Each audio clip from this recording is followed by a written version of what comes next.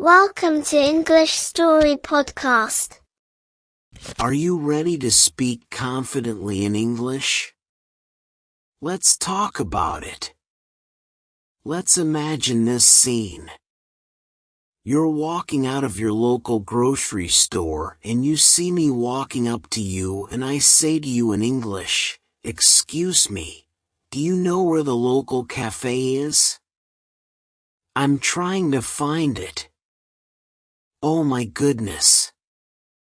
Do you panic? Do you hesitate? Or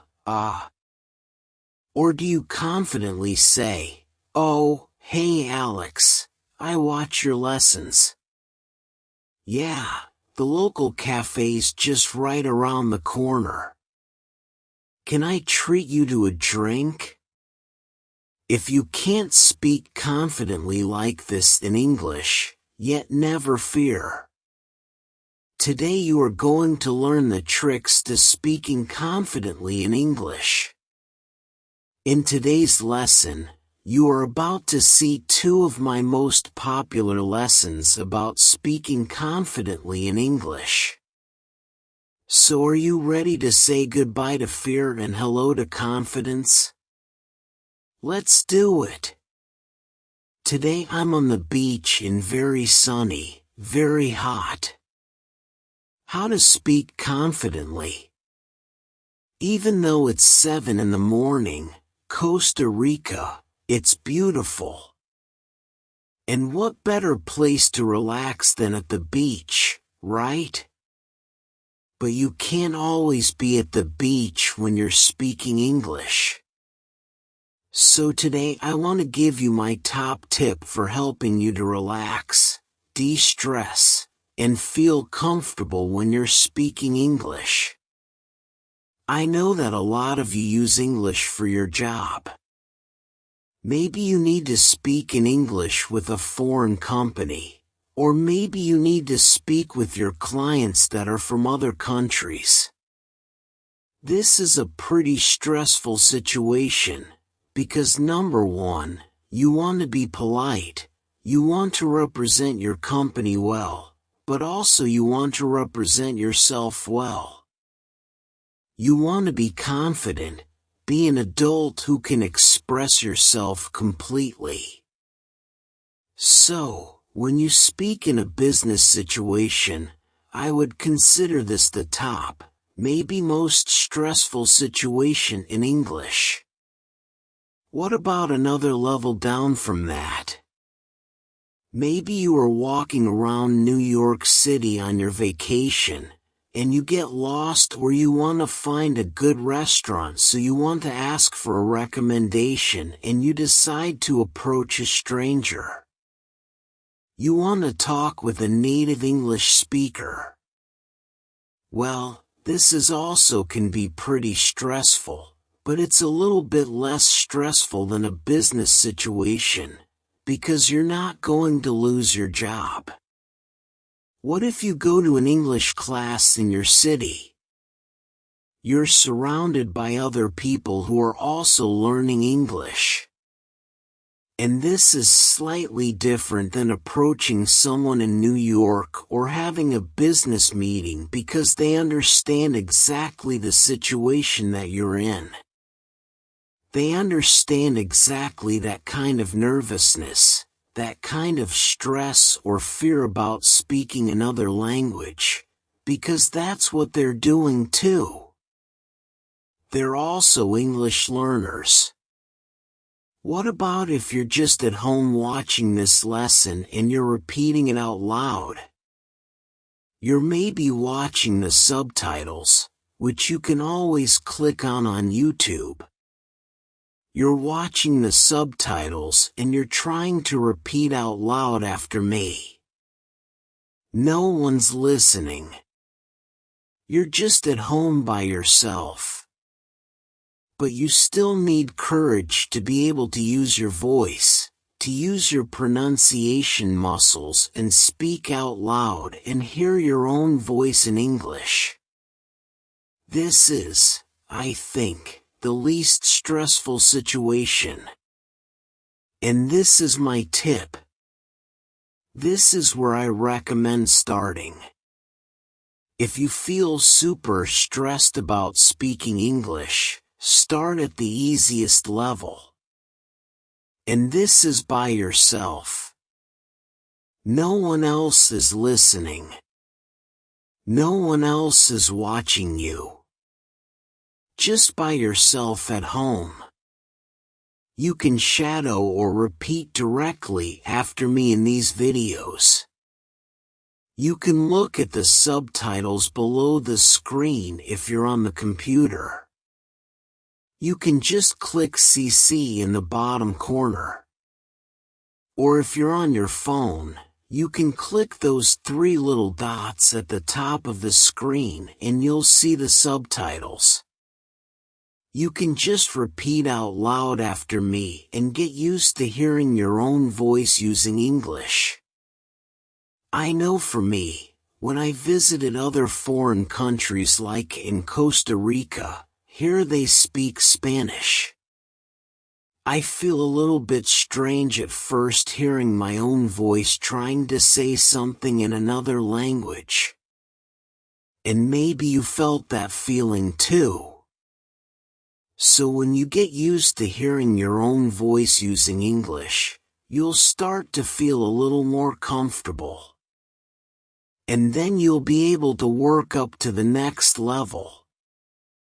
So after you've mastered speaking with yourself alone, no one's watching, then you can go to that next level, which is speaking with other people who really get and understand how you're feeling. Maybe other English learners are here on YouTube, or I know a lot of you who are part of my course, the Fearless Fluency Club. A lot of you speak together on Skype. You connect with each other daily, maybe on WhatsApp, on Skype, on Google Hangouts, and just try to connect, get to know other cultures, other people.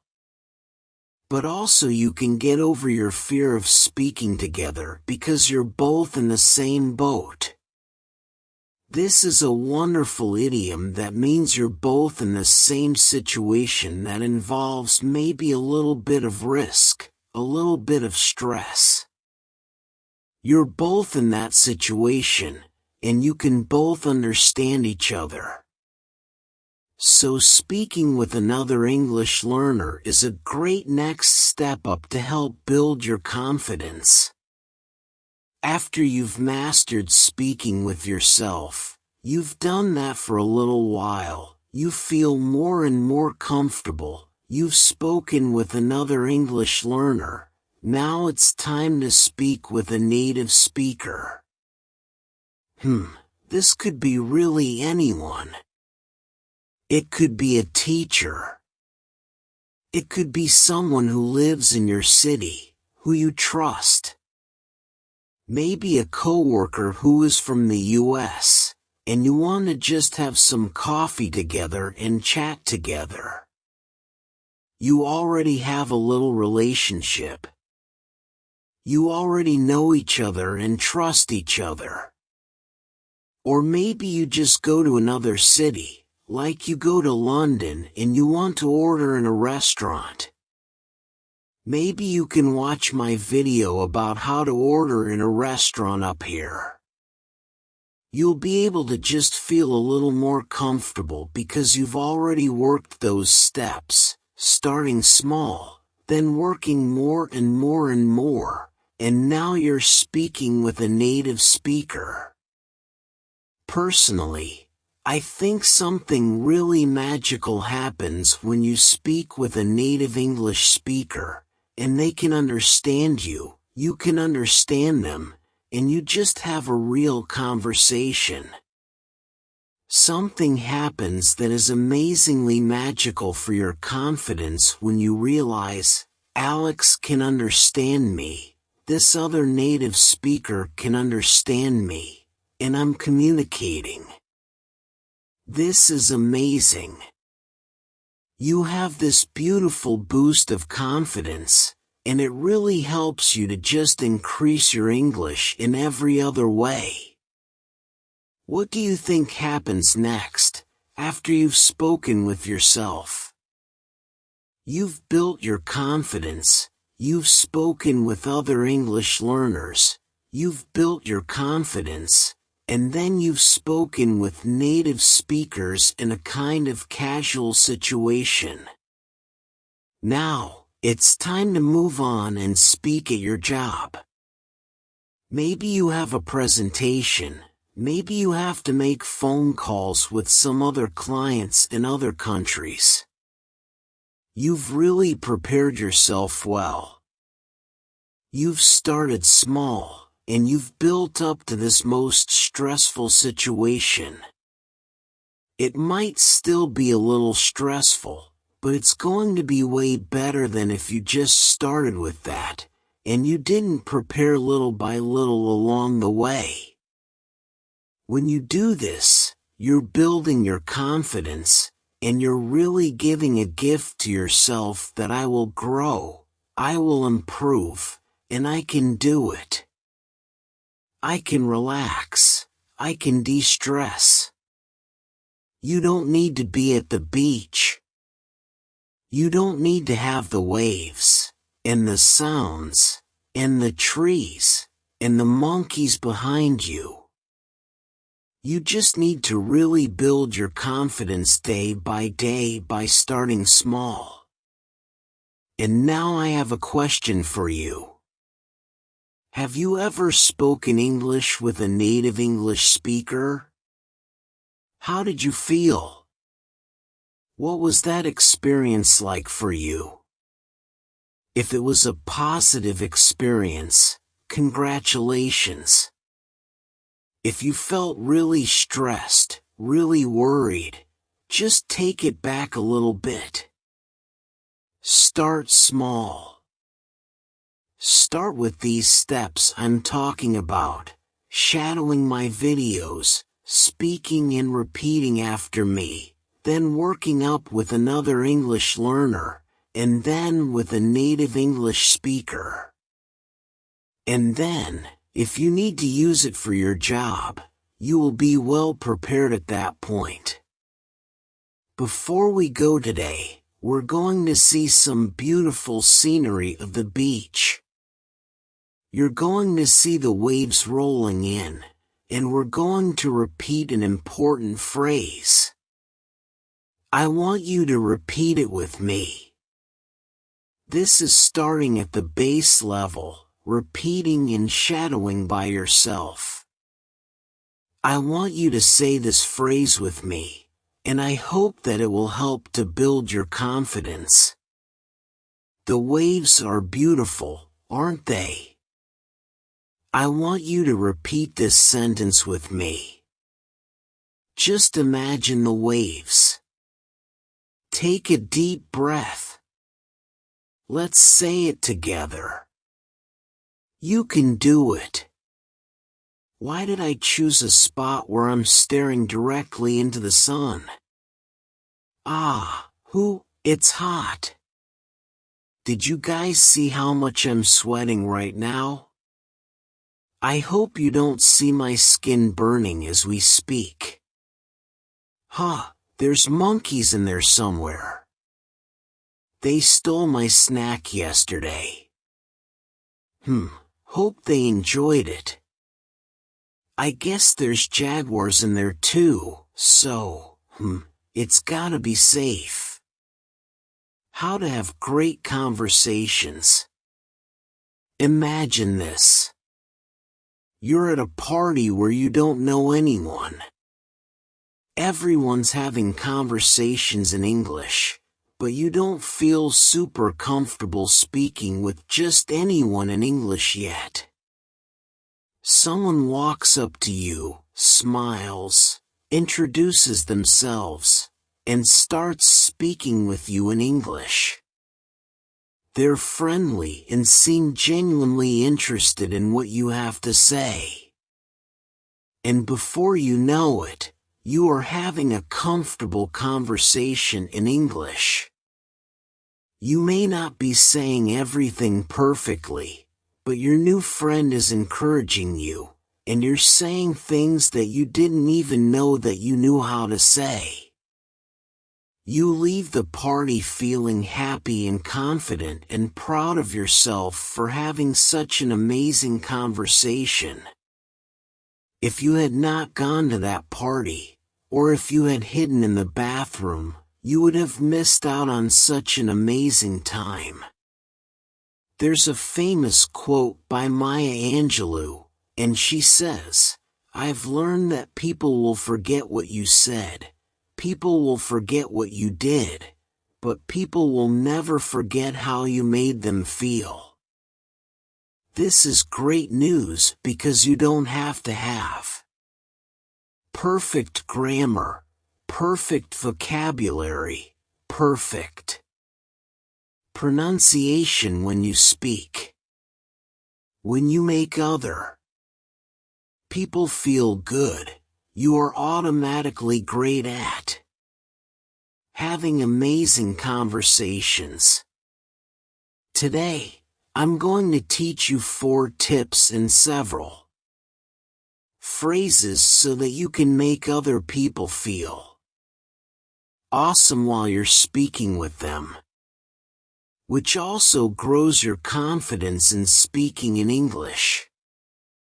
Tip number 1 for amazing conversations is to compliment other people.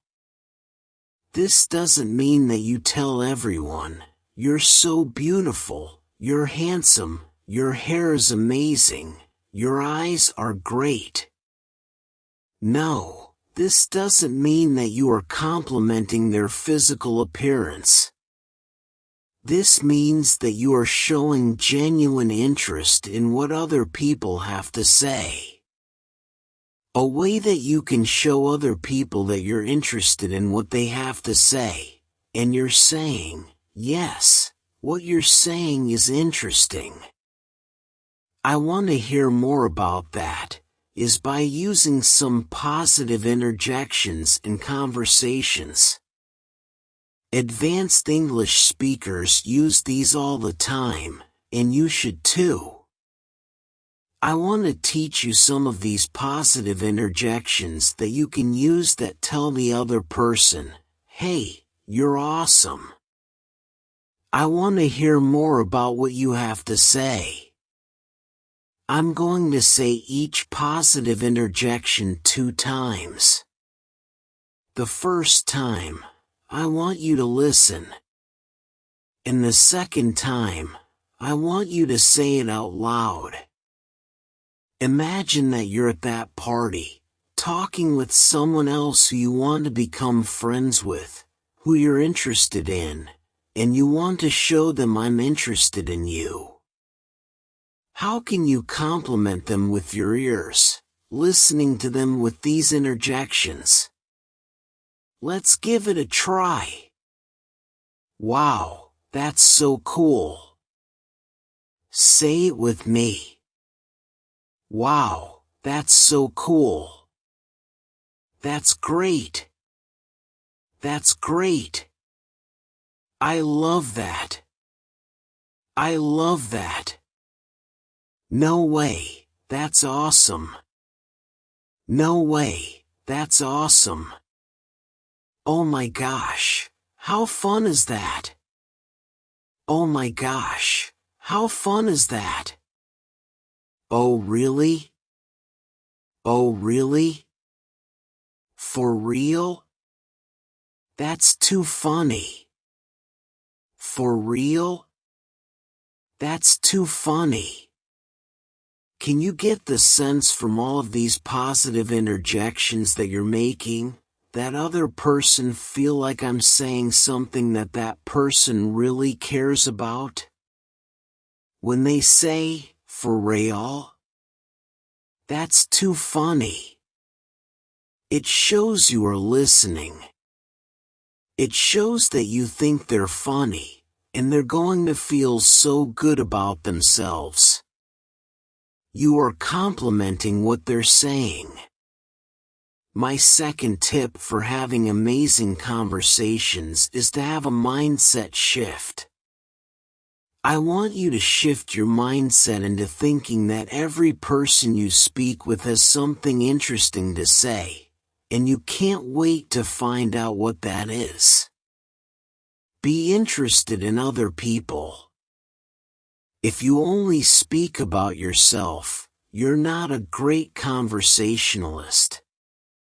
If someone says that their car broke down, and you immediately say, "Yeah, my car broke down last week too," how do you think that makes that other person feel? Makes them feel like, "Did you even hear what I said? Do you care about me that my car broke down?" So, take a step back and be interested in their story. Be interested in their life. Have you ever been telling someone something that you are really excited about?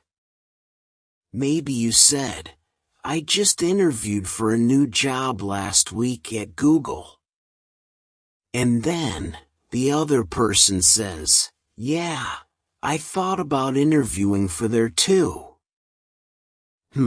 Well, how does that make you feel? Kind of feels like they're not willing to share your excitement because they only want to talk about themselves. "Yeah, I interviewed there too." Well, you don't want to be that kind of person. You want to take interest in what other people have to say and think, "Wow, other people have something that I am curious about, and I can't wait to learn more." I'd like to give you some phrases that you can use to show that you're genuinely interested in what other people have to say. Like before, I'm going to say them 2 times. First time, you can listen. And the second time, say it with me, speak out loud. How did that happen? What was that like? What do you think will happen? What made you want to do that? Have you always been interested in that? Great! These phrases show that you are genuinely interested in what the other person has to say. Great! You are on your way to having amazing conversations. Tip number 3 for having amazing conversations is to listen actively. Listen actively, but listening is usually a passive thing. You're just taking an input, but really active listening means that you are either guessing the emotion of the other person or you're mirroring their words. This is actually excellent for learning English because you're taking their words and you are kind of restating it, so you might be growing some new vocabulary, growing some new grammar based on what the other person said. Let me give you a couple examples. If you work in customer service and someone calls your customer service line and says, "This product broke, I can't believe it." You might say, "I'm sorry, you must be really frustrated." But they say, "No, I'm just disappointed because I thought that it would work." Well, what word did they use that you didn't use? You said, "You must be frustrated." And they said, "No, I'm just disappointed." Great chance for active listening. You can say, "I'm sorry that you're so disappointed. Let me do what I can to make it right."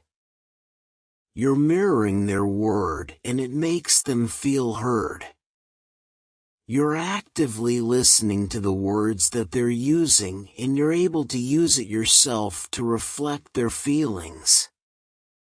This is a great type of listening and phrasing to use when someone's telling you something that there's a lot of emotion behind. It could be positive emotion.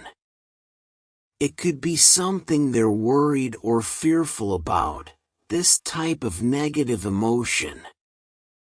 Here are some sample phrases that you can use so that you show that you are listening actively to someone else and that other person feels good that you really heard what they had to say. You can say, "You must be feeling," and then add some kind of emotion. You must be feeling really excited about that job interview. You must be feeling really nervous to approach your boss. You must be feeling really upset that that happened. Oh, well, maybe they didn't say specifically excited, worried, upset, but you are guessing their emotion. Maybe they'll correct you and say, actually, I just feel hesitant. I feel really disappointed. Okay, that's all right. You can mirror that back. Yeah, that's so disappointing. But when you are trying to actively listen and pull out their emotion, excellent. You are a wonderful conversationalist. Let me give you some other phrases. That must be really nerve-wracking. That must be really exciting. That must be really awful. That must be. Can you practice that with me? That must be really nerve-wracking. That must be really exciting. That must be really awful. And our final phrase for active listening is, that sounds really nerve-wracking. That sounds really exciting. That sounds really awful. So here, you are trying to pull that emotion out of it and connect with the other person. Can you say that with me? That sounds really nerve-wracking. That sounds really exciting.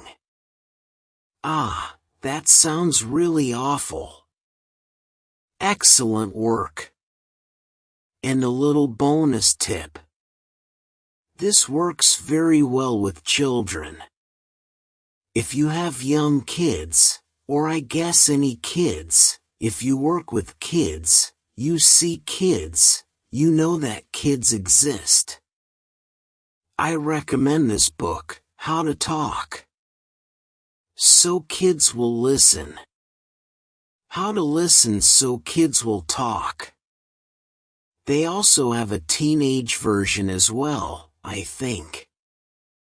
And it's a great way to be able to use active listening at an age-appropriate level so that your kids feel heard and also so that your kids hear you and hear you in the way that you want them to hear. Great book. Great recommendation. Okay, let's go to our fourth and final tip for amazing English conversations. Tip number 4 for amazing conversations is body language. You can have all the right words, all the right things to say, but if your body is like this, well, you know what that tells the other person? I don't really care what you have to say. Just kind of bored. So instead, as you are having a conversation with someone else, I want you to remember nose. Huh? Your nose? No. Instead, this is an acronym. NOSE. We'll talk about it in just a second. Remember nose as you are speaking with someone else. N is nodding. Nodding. If you're speaking and someone just stands there and doesn't move, it seems a little robotic. A little bit like they're not listening or they don't care. Makes you feel a little uncomfortable. So if you just nod while someone else is speaking, it shows that you're listening. It doesn't mean you always agree with them, but it shows that you're listening. You're nodding. What about O? O is for open posture. Which one feels better to you? Me with my arms crossed, maybe turned away from you, or me with my arms down and just listening to you. When your body is open, you don't need to be very open or like this. Instead, just having an open posture, your shoulders back and you're facing someone. This shows that you care and that you're listening. The S of nose is smile. Did you know that our brains can tell if a smile is real or not? When you smile like this. Yes, my mouth is making a smiling face, but it's not real. And could you tell? Could you tell that I wasn't really smiling? I was just fake smiling.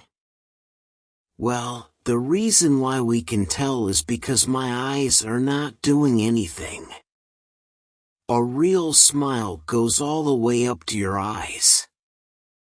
If I smile like this, do you see how my eyes are crinkling a little bit? Maybe even completely crinkling. That means that it is a real smile, that we are really interested. So as someone is speaking, you can be completely really interested in what they have to say. Not just feels like a robot, right? But when you're really interested in what someone has to say, your eyes crinkle a little bit and you smile all the way up to your eyes. The final E of nose is eye contact. In English, in the US, it is common and important to maintain eye contact with someone when you're speaking. You don't need to stare at them the whole time and never look away. But if you avoid eye contact as someone's speaking, it makes them feel like you don't want to be there. You don't want to talk with them. So instead, if you look them in the eyes and you smile and you nod and you have open posture, you are a welcoming and inviting person who anyone would want to speak with. So maintain some eye contact. Maybe if that's tough for you, can focus here or focus on one eye over the other. You don't need to stress yourself out too much. But having that kind of nodding, this genuine smile, open posture and maintaining eye contact, that is a great way to have excellent conversations. Well, now, when you compliment others, have a mindset shift that other people have interesting things to say and you listen actively and have great body language. Well, congratulations. You have the power to have amazing conversations, great relationships, and confidence in yourself. Pretty good for a free YouTube video, hey? Congratulations on growing your English skills so that you can speak confidently. Yes, you can do it. You can be a confident English speaker. Don't forget to subscribe to my YouTube channel for a free English lesson every day. Bye.